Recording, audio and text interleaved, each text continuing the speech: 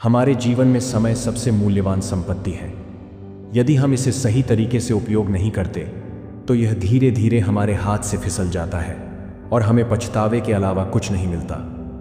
कई बार लोग सोचते हैं कि थोड़ी देर खाली बैठने से कोई फर्क नहीं पड़ेगा, लेकिन यही आलस्य धीरे धीरे हमारी आदत बन जाता है और हमारे विकास में सबसे बड़ी रुकावट खड़ी कर देता है।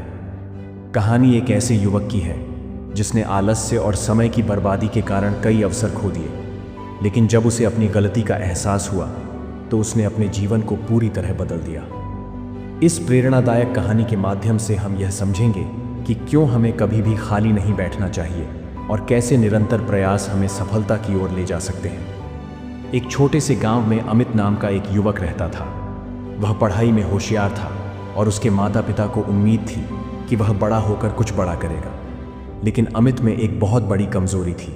उसे खाली बैठना बहुत पसंद था। जब भी उसे कोई काम दिया जाता वह उसे टाल रहता और कहता, अभी तो बहुत समय है, बाद में कर लूँगा। गांव में उसके दोस्त आदित्य और विजय पढ़ाई के साथ साथ अन्य गतिविधियों में भी भाग लेते थे, लेकिन अमित हमेशा बहाने बनाकर समय व्यर्थ करता। उसकी माँ हमेशा समझाती, बेटा कभी खाली मत बैठो, समय अमूल्य होता है। लेकिन अमित को यह बात समझ नहीं आती थी। समय बीतता गया और धीरे धीरे अमित का आलस्य उसकी आदत बन गया। वह दिन भर इधर उधर बैठा रहता, कभी खेतों में सोता तो कभी दोस्तों के साथ बेकार की बातें करता। एक दिन गांव में एक बुजुर्ग संत आए। वे गांव के लोगों को प्रेरणादायक बातें बता रहे थे। उन्होंने कहा, मनुष्य का सबसे बड़ा शत्रु उसका आलस्य है। जो व्यक्ति खाली बैठता है वह धीरे धीरे अपना जीवन बर्बाद कर देता है।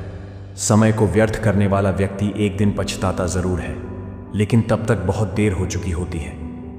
अमित यह बातें सुनकर थोड़ा प्रभावित हुआ, लेकिन फिर भी उसने अपनी आदत नहीं बदली।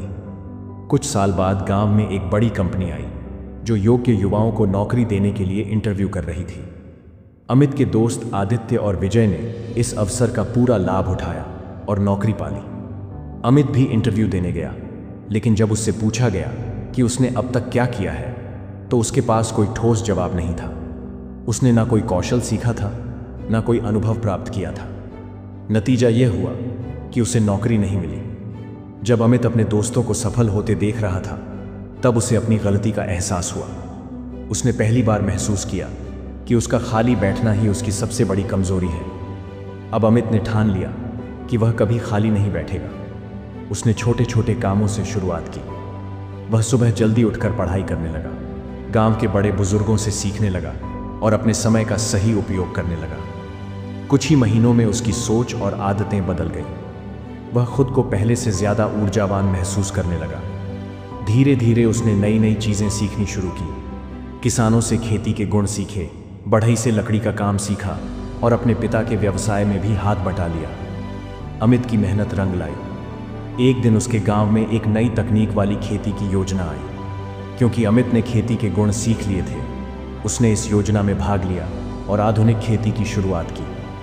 धीरे धीरे उसकी फसल अच्छी होने लगी और वह आर्थिक रूप से मजबूत हो गया। अब गांव के लोग उसे एक प्रेरणा के रूप में देखने लगे। एक दिन वही संत दोबारा गांव आए।